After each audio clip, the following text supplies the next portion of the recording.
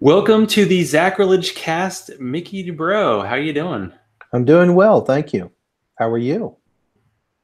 Good. This is probably my second interview with someone who's actually local, but this is how it works in the world now. Um, so we're going to be talking about your book, but before we get to book talk, where do you live, and do you have more cats or books?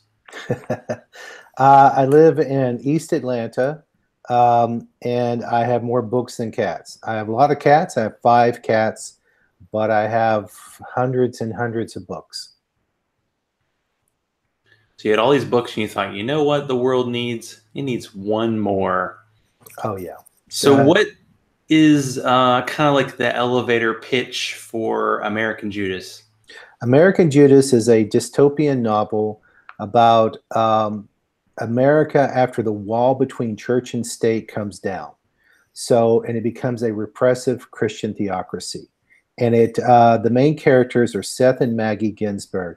Seth was Jewish and converted to Christianity, but he discovers his roots and decides to be Jewish again. But at this point, all non-Christian religions are illegal. So he attends an underground synagogue until he's outed. And then he and his wife have to go on the run to try to cross the border illegally into Mexico. He makes it, but she gets captured and sent to a savior camp, and they spend most of the book trying to rejoin, to get back together again. So what was the initial, I guess, spark and idea that made you say, hey, this could be a novel? The idea had been bouncing around in my head for a long time because I grew up Jewish in Chattanooga, Tennessee, which is a small southern town, and very much in the Bible Belt in the South. And Chattanooga actually has been nominated the most Bible-influenced city in the country by some Christian group. And In your face, rest of the South. oh, I know. And though it wasn't constant, I definitely saw what the intention of a Christian nation was. When people talk about we either are or should be a Christian nation, I understood, firsthand what it was they wanted it to be. And my feeling was, I know you mean this in the bottom of your heart, that you think this would be a good thing, but it would not be a democracy. It would be a theocracy, which is very repressive, and it wouldn't be about freedom and freedom of religion. So I kind of wanted to do this story that would illustrate my point, to say, and I knew I was going to be preaching to the choir, but still, I wanted to be able to say, or at least illustrate, this is kind of what you're asking for, and this is what it would look like, and it would not be good. It would not be good for you. It wouldn't be good for me. It definitely wouldn't be good for me. So let me sort of illustrate it through a novel.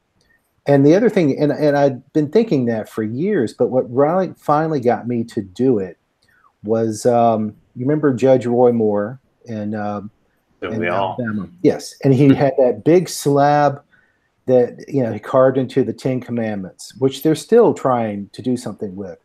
Well, after they made him put it in the back of the courthouse, a buddy of his said, "Hey, Roy, do you mind if I take that big slab, slap it on the back, tie it to the back of a flatbed truck, and drive it around so people can basically pray to it?" And he was like, "That's a great idea." And that's exactly what he did. He drove it around, and I was watching the news, and they were talking about it, and they got a great quote from someone who came to bow down to the 10 Commandments.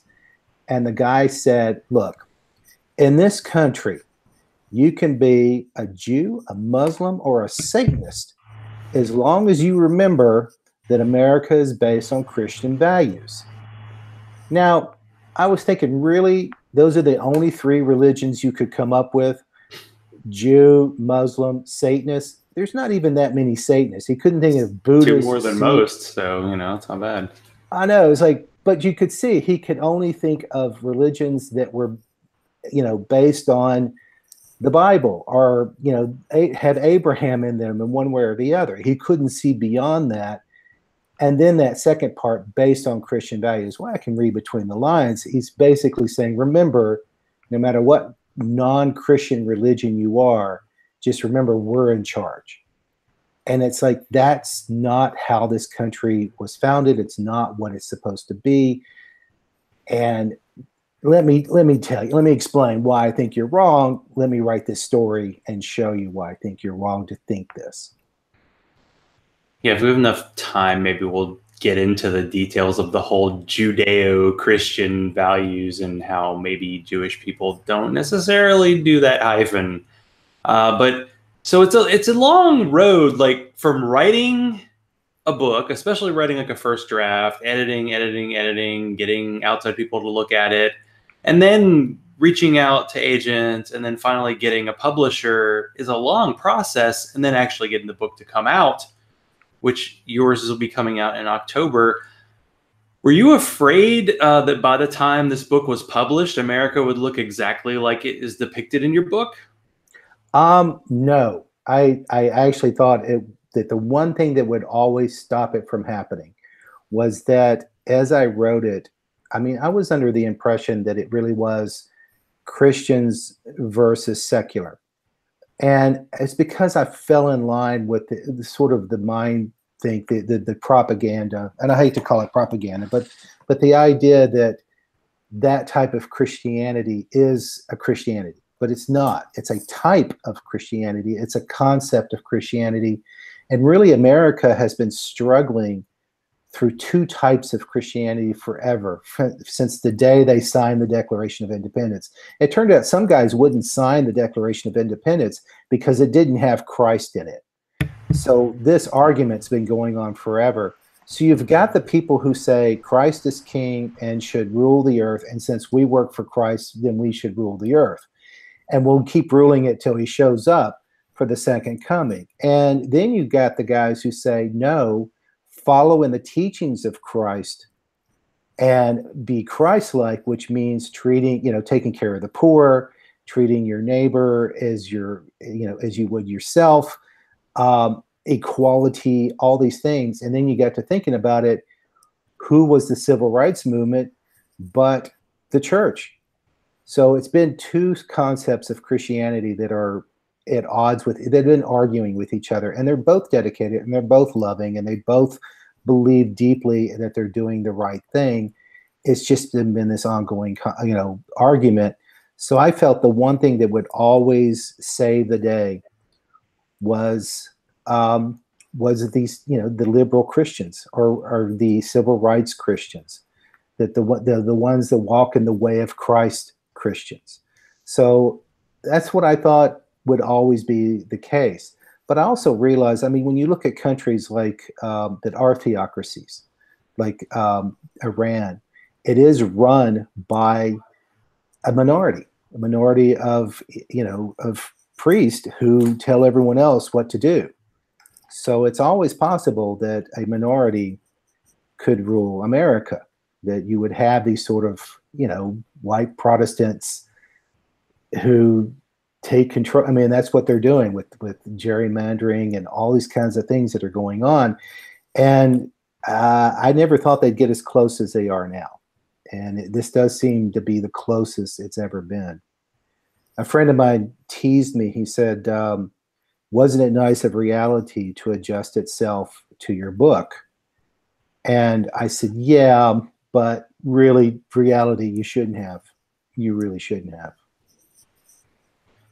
Well, we're living through a reality that's kind of like the dream where you keep wanting to wake up, but it's not happening yet.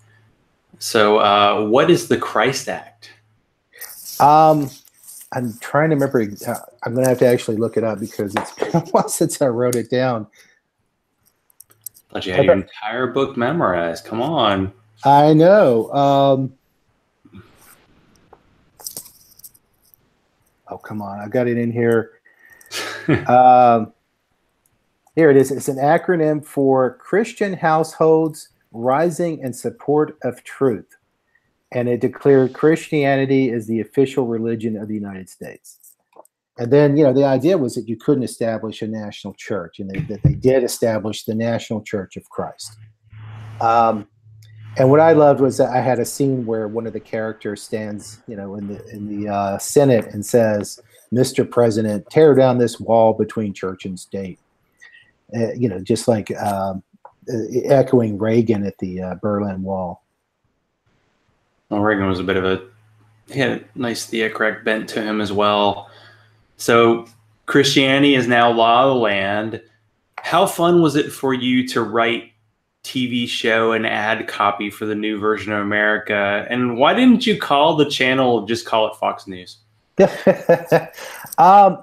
know, I kind of didn't want to just use them. I didn't want to, because it was supposed to be state run.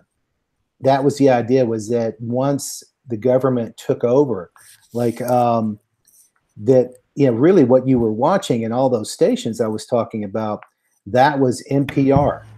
That was, you know, it used to be National Public Radio. Well, then it became National Christian Radio. So once the country became Christianized, then it became official. Then you wouldn't even have a commercial station. They would actually be behind the government. That that they would just take over. And so so that's why I had it all those stations instead. But was it kind of, as someone who used to work in TV, like to write these kind of ads and promos? Oh, it was enjoyable fun. Experience. Oh, it was fun, and it was scary at the same time. And I did a lot of research. I tell you something I ran into that was a problem, though, was that I kept wanting to have more products and things like that. And it turned out that no matter what I came up with, no matter how absurd or ridiculous it was, it already existed. And that's why there's so much humor in this book, is that there is something ironic about Christian theocracies, and especially American Christian theocracy. It kind of is, you know, a contradiction in terms when you think about it. And so there's an absurdity to it, and they have a sort of a goofy way of doing things. So no matter what I came up with, they had already beat me to it. I think the hardest was coming up with a title for a Christian song. And because no matter what I came up with. Yeah, I was wondering eventually how many Jesuses can you have in a song title, because that was kind of what you had to do for, this is the new #1 hit, Jesus, Jesus, Jesus, Jesus, Jesus, in parentheses, more Jesus. That was the only one that didn't already exist. I went through so many titles, and no matter what I came up with, it was out there. Someone had already done it. So, and I remember I wanted to do a pocket Jesus. No, there is a pocket Jesus. And I was so amused by the idea of a pocket Jesus that I ordered 2 of them. So no matter what ridiculous thing, they've already done it. You should get like Jesus bookmarks for your book. You know, sorry, too late. Give you marketing advice here. Well, I'll tell you what someone did who did, you know, the Christopher Pike, I think Christopher Moore. I'm sorry, I said his name wrong. He wrote a book about a guy who was supposed to be Jesus's best friend, and he had it made up some copies to look exactly like Bibles, that same sort of cover and the foil pages, and you know, so that would have been fun. That's right, Biff. I remember that one, the friend, childhood friend of Jesus. So this is a rare opportunity for me to combine my 2 worlds. You know, I got the atheist side and I got the football side. And in your book, America is so Christian, the NFL teams have to change their names. But I don't think the Tennessee Titans got involved. So my suggestion was the Tennessee Tithes. Or tithe, I don't know. Plural, singular can be a problem with team names. What made you think, hey, I got to include some cultural things that are included in the book and in this, you know, kind of world building that you got to do? Well, that was the thing. I figured that once it went in that direction, that it would have to be, it would work its way into everything, and especially culture, especially American culture. And so it was fun to come up with all the different ways that, and that's the other thing, is that when people talk about a Christian nation, they're talking about everything. Anything and everything has to be Christianized. So when you take it to that level, this is what you end up with. You end up with renaming football teams. You end up with the only movies you can go to are Christian movies. it really limits. So it was fun to come up with all the different ways that it had seeped into culture. And did you have particular influences when creating the character Judy Cross? Yes, I'll go ahead and be honest about that. It started out, it was supposed to be based Subtle on, name, by the way. oh yeah, it was supposed to be based on Ann Coulter. And the reason why I chose Ann Coulter was that Coulter was this character, was this pundit who has made a career out of how blatantly over the top can she be? How in your face, to just, you can tell she's just trying to rile people up. And I thought, well, already she's being outpaced. And you can see, you don't hear much from her because what she says now, or what she has said in the past, is now tame to what people are saying now. The craziness has gone beyond her. InfoWars is so much more insane than she's ever been. The tiki torch white supremacists are so beyond anything she ever came up with. So it was the idea of, well, what happens to that character? When she basically gets out crazied and then she's sort of put out the pasture, she becomes, she kind of becomes Oprah. She kind of becomes just someone who is forced to be everybody's, favorite aunt because she's no longer challenging anymore. Yeah, I wonder if it's some of the people in our current administration, like, oh no, I'm mainstream. I've never been this before. What do I do? And in your book, as you mentioned before, this reminds me, of course, is a bad comparison, but Day After Tomorrow, when the crazy, like the world, one of those global warming type movies, and then all of a sudden things switch, and now Americans have to cross the border to get into Mexico. In this case, people have to cross the border to get into Mexico. So how does Mexico transform in your book?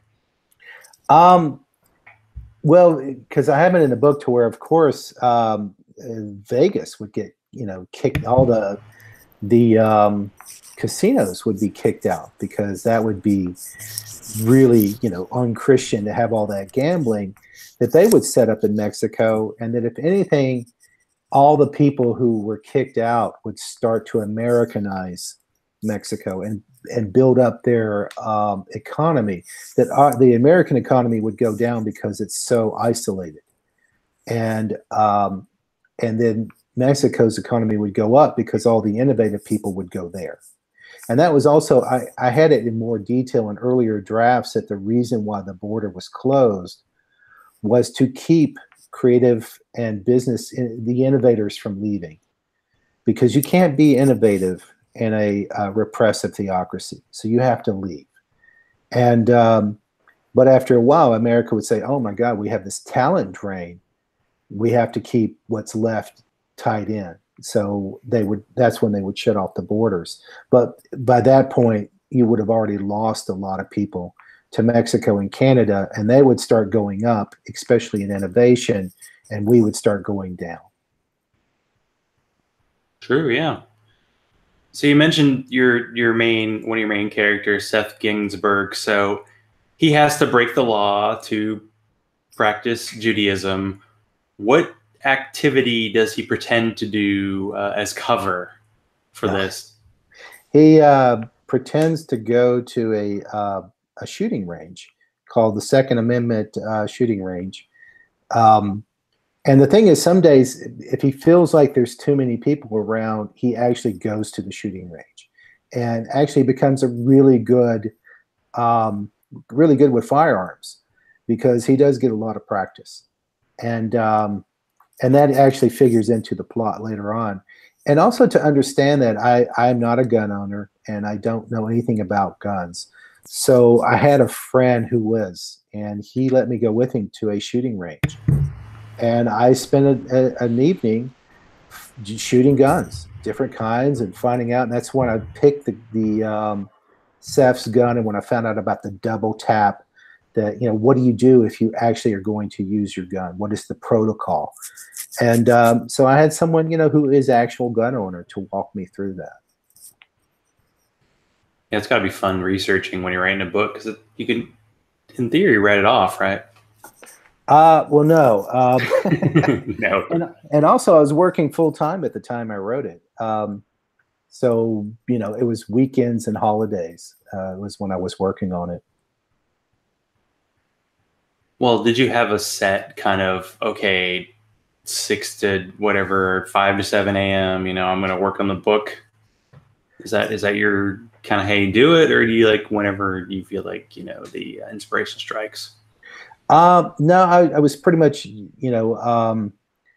if I could work on it at night, I would. Otherwise, I would dedicate part of Saturday and most of Sunday. And then I would actually take vacation. When I took a vacation, I would spend all week just writing. I would go maybe to an extended stay hotel with the computer and some food, and I would just hunker down and write. And that's what I did. I just, because for me, it wasn't, writing for me is fun. So what I try to do, when some people say, oh, if I write so much, then I give myself a reward. For me, I did the opposite. It's like if I can get all these things done, all my chores done, then the reward is I get to write. So for me, it was just making sure I had a lot of hours open up to where I didn't have to do anything else. And because I'm married to a writer and we don't have children, it was much easier for me to find time to sit down and just sit there and write. Yeah, so you would definitely struggle in the new America. I mean, no kids. You're you're Jewish, and yeah, it's not going to work out so much. Oh no, I'd have to leave. I'd have to go to Mexico right now. Just pack up the cats and the Pack up the wife cats. and just go because they don't want to be here when that happens either. They're such hedonists; they wouldn't fit in either. I didn't see anything about Christian cats in the book, but there's always possibilities for sequels, right? Yeah, I avoided pets. I know that in The Handmaid's Tale there was a whole thing about the family um, having to kill the cat because they were on the run, and there was no way the cat was going to be taken care of. Um, so I didn't want anyone to be burdened by pets in the story. Hmm. Probably a good call.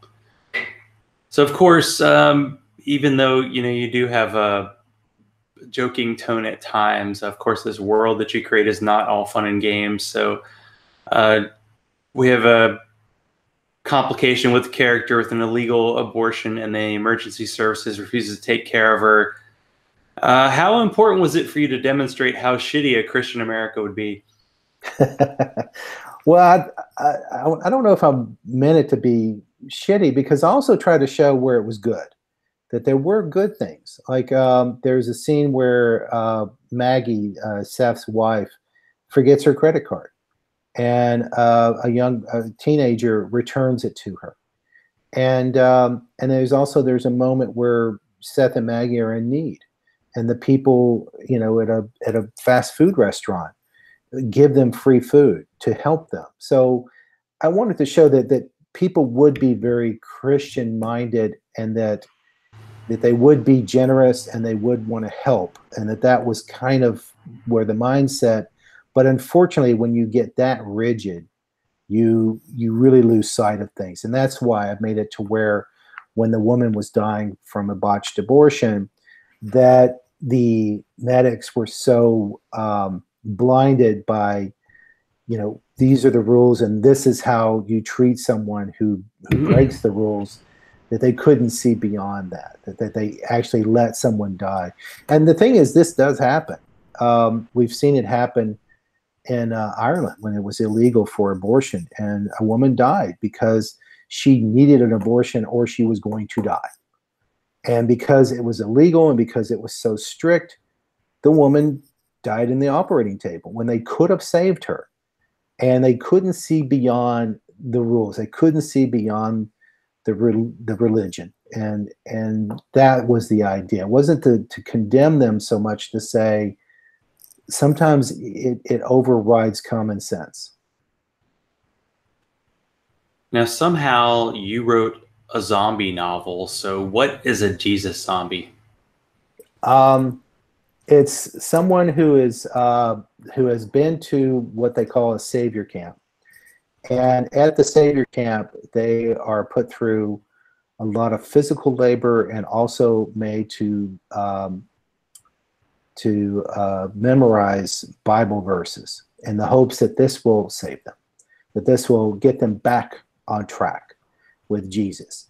And it's the idea that it's so much brainwashing that all the people can do is recite Bible verses and they're in talking, in absolutes, and they've just totally lost. They're brainwashed.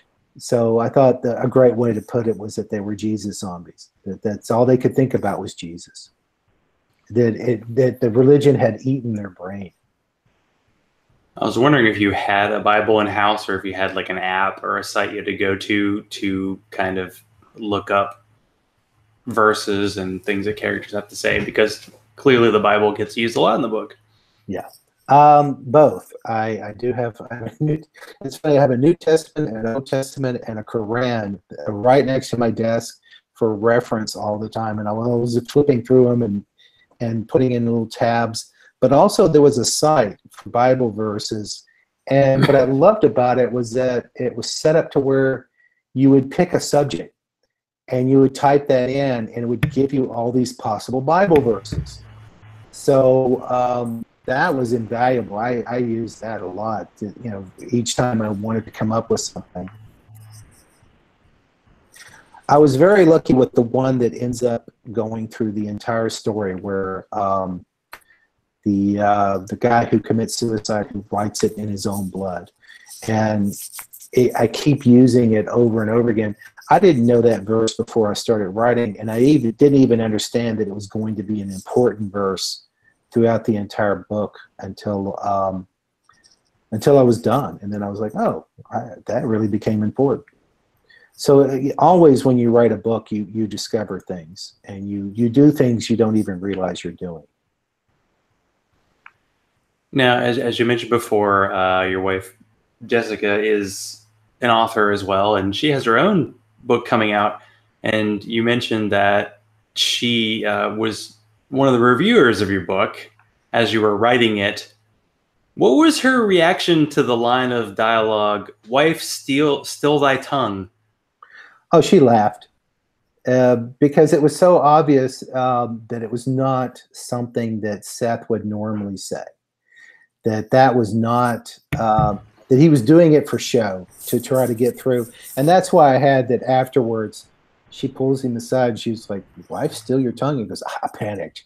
So it was completely understood between the two of them that he was just trying to get her from saying something she would regret later. And have you ever used the line, "I fell in love with you, not your uterus"? No, I've never used that line with her. I should. There are a couple of lines in the book that I have used with my wife, but they weren't. I can't mention them right off the top of my head. But there were certain things that the two of them do together that were definitely I had learned from being married. And so, and if anything, I was very proud of the fact that one of the editors for the book said it was the most realistic married couple she had ever read. So I felt like I understood. I've only been married for 20 years, but I feel like I've learned a little bit about what married couples are like and how they have their own way of talking. I'm sure you and Allison have certain things that y'all can probably. I know we're like newbies compared to you. Just, working on 15 years. And by the way, our 15th anniversary will be when this will be a great crossover event for anybody who wants to check it out. The Literary Atlanta, she'll have you on October 25th. So yeah. Oh, darn. Well, thank you for being willing to share your wedding anniversary with me. But going back to that, aren't there like things that you can say to her in shorthand? You could probably mention something, say a city and she'll know exactly what story you're talking about because you've been together or because you've shared certain things, and you laugh at certain jokes, inside jokes that the two of y'all have.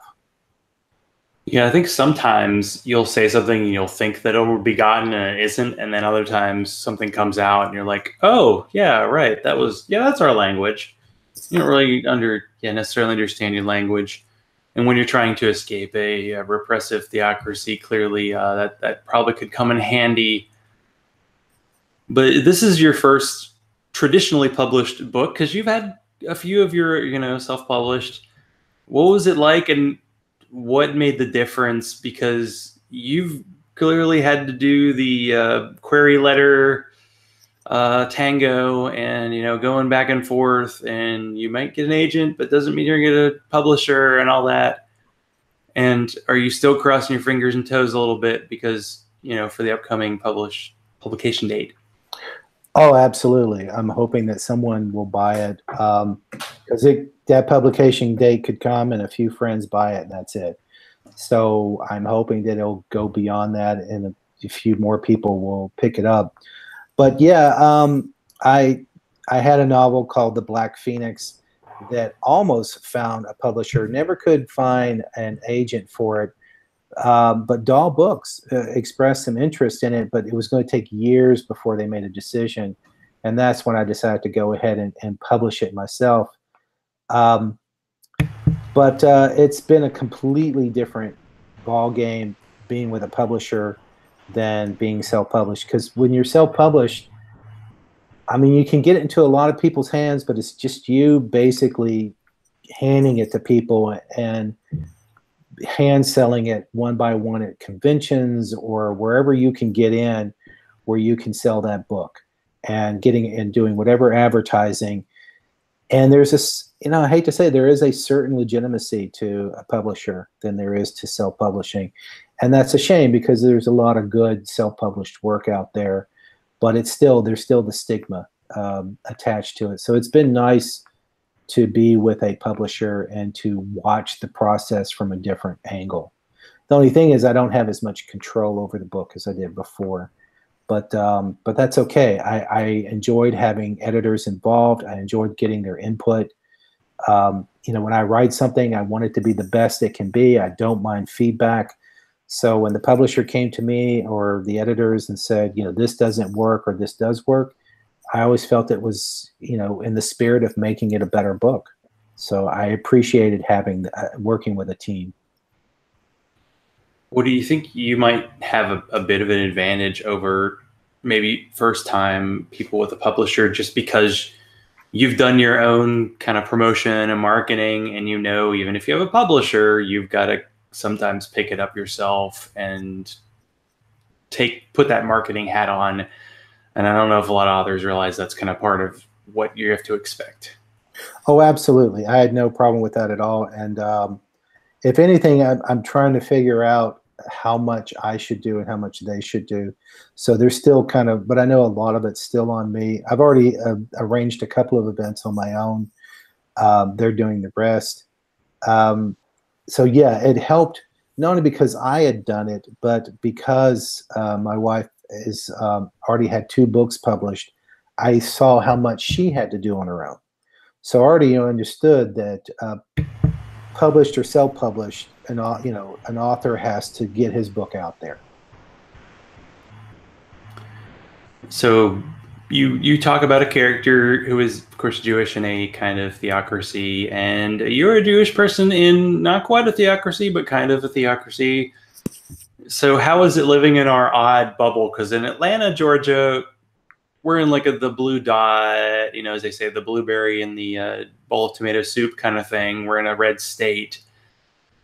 But what is it like in kind of being in the Bible Belt? And also, what is the odd relationship when the Christians kind of want to say Judeo-Christian, but they don't really like you that much? Well, I love when I hear Judeo-Christian, because they'll drop that Judeo so fast on so many different things. And I don't like what they do with the Jewish Bible. I don't call it the Old Testament. It's the Jewish Bible and the Christian Bible. You're welcome to the Christian half. Stop messing with the Jewish half. You don't know how to handle it right. I always thought about, what if we took it away from them, all the things that they would lose, all the fun stuff. But the thing is, even though I live here in Atlanta, I've still run into some of the same things I ran into when I lived in Tennessee. I've been asked more times than I care to say, people have said, why don't you believe in God? That's a question I get from evangelical Christians. And the thing is, of course, I believe, Jews believe in God. We just don't believe in the Jewish guy you chose as God. And that's what really, I don't want to disparage Christianity. I think it's a great religion. I have a lot of dedicated Christian friends who I very much respect their beliefs and their connection with Jesus. I admire that. But at the same time, I'm thinking, just took a Jew and you said, this one's God. And that's fine that you chose one of our guys, but then to turn around and say, and y'all just don't get it. You Jews, you just don't get it. And that's the part that I find kind of insulting. And the thing is, my friends who are dedicated Christians would never say that. They don't believe that. So it's not all Christians who believe this. But it is interesting. Every so often, I'll get someone who I was working at a post house, a video post house. One of the TV couldn't be more modern and happening in Atlanta. And I'm working alone with an editor, and it turned out that he and his wife had recently joined an evangelical church, and he turned around and asked me that question, and I had to explain it to him. And when I was done, he respectfully said, yeah, I get it. It's cool. Well, you probably can't say to Christians like, okay, see it this way. So the Old Testament is Twilight and the New Testament is 50 Shades of Grey, and see the look on their face. Probably not so good, because it does seem like the New Testament and the Quran and, of course, Book of Mormon and other religions, it's kind of like fan fiction in a way. Yeah, it's not a bad way of putting it. It kind of is. And I know that Judaism was based on something before it. And I don't know, for all religions, it's like, if it gets down to that basic concept of doing to others as you would have others doing to you, I kind of don't care how you get there.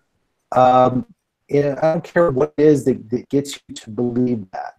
If you have to look at Muhammad or Jesus before you get to that point, fine. As long as you get to that point where you say, love your neighbor, respect each other, love each other, take care of each other. That's what we're here for.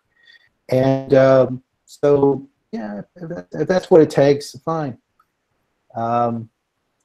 And then, and Jews can be just as, there's different types of Jews. There's different, just like there's Protestant and Baptist and Catholic and Mormon. There's, with Judaism, there's Orthodox and Reform and Conservative and all the different types, and they don't all agree with each other, and they can be very extreme in their views towards other religions and other Jews. So it's just, everybody gets kind of screwy after a while. Religion, it's great and it's terrible at the same time. Yeah, I've only had one either current or former Jewish person on the show. So where do you find yourself on kind of the, practicing or believing Jewish person? I consider myself a spiritual Jew, and that I believe in God. It's not the same God from the Bible, but I do believe in a God and divine. But I also believe that I have a line in the book that I've kind of started living by, which is that I don't believe God grades us on attendance. I don't think that going to a house of worship is how you show God that you believe Him or that you do good things. The house of worship is just so people of like minds can come together and support each other. That's the purpose of a house of worship.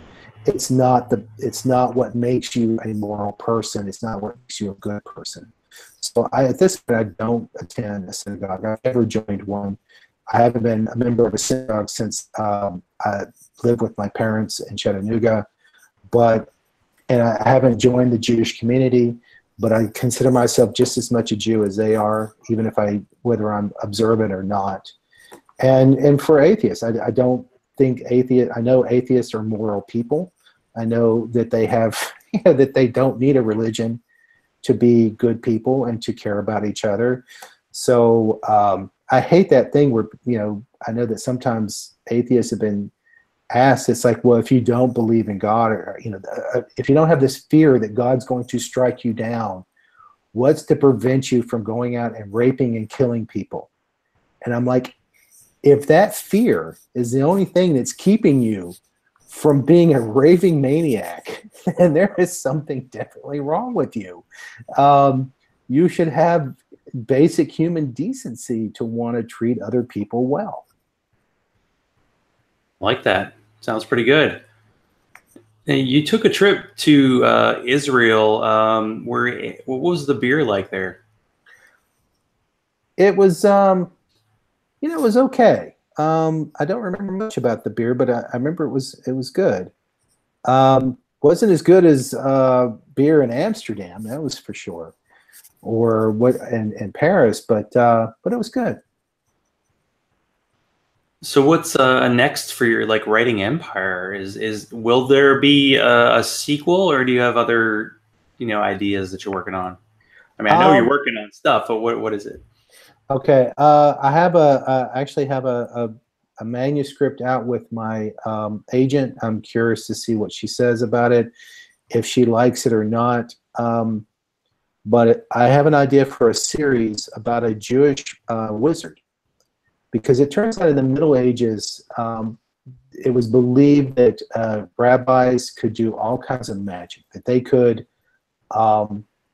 they could astral travel, they could turn into werewolves, they could curse you, they could make potions, they made the golem, and there were things like succubus and demons and angels and giants, and there's all these, the Kabbalah had all this great, all these books of magic and superstition that were very strong in Jewish tradition for years, and it's kind of gone to the wayside. I was like, if that's there, why all Harry Potter is, when you think about it, was that they modernized all those great old English ideas about magicians, about wizards and witches. Why is there not a modern Jewish wizard, Jewish rabbi who does magic powers? So I came up with this character named Meyer Poppers, and he is based on the name I got from an actual Kabbalah scholar from the 1600s. And the idea is that Meyer lives in Atlanta, and he's for hire. He has a website, and if you have some sort of magical problem, you come to him, and he helps you. And he does it based on a Jewish concept called tikkun olam, which means to repair the world. And it all kind of comes down to, if someone's got a problem, you help. And he doesn't care if you're Jewish or if you're Christian, whatever. He's there to help you, and he uses Jewish magic to solve the problems, or to solve mysteries. And I came up with 7 separate adventures for this guy to have, that I would hope would be the beginning of a series. Sounds very promising. Now, I asked you this probably an hour before the show, so you didn't have a lot of time to prepare. But if you do have one, the audience usually likes the guest to tell a joke. Sure. And I'm stealing this from Mel Brooks. I heard him say it on a show recently. He explains the difference between a Frenchman and a Jewish man. A Frenchman leaves and doesn't say goodbye. A Jew says goodbye and never leaves. Nice. I like it. So where can people find you online and find your book? I'm at MickeyDubrow.com, and the book will soon be in independent bookstores, including, if you're in Atlanta, Acapella Books, I know will be carrying it. And it would be great if you bought it there, because I really admire the owner. Frank Reese is a great guy. Hoping to get it into other independent bookstores as well. But if you must, you can always get a Kindle or print copy on Amazon and Barnes & Noble websites. Will you be selling it through your own site, or is it just go to stores or go to Amazon? I won't be selling it from my site at all. The website will just be information about where I'm appearing and what's going on with the book. No, to purchase now here's the thing that's great about being with a publisher, is that I actually can't sell the book. It has to be bought through a bookstore or through Amazon. I can't directly sell you a book. I actually don't have any. I'm not going to have any copies myself. I was lucky to get an ARC myself. I wasn't even going to get that. It's kind of an odd thing about when you're self-published, you have the books and you sell them. But when you're published, you don't have the book. It's like everyone else does, but you maybe have a copy, and that's it. Well, for those who don't know the lingo, ARC, Advanced Reader Copy, that's the copy the publisher sends out for people to review. And as they mentioned, there might be some edits made between then and when the final version comes out. So, it's special. But, well, thank you, Mickey, for being on. It's been great. I'm hoping you rock it to the top of the New York Times bestseller, because it's a great book. And definitely a lot to think about from it. And I'm glad to have you on. Cool. Thank you for having me.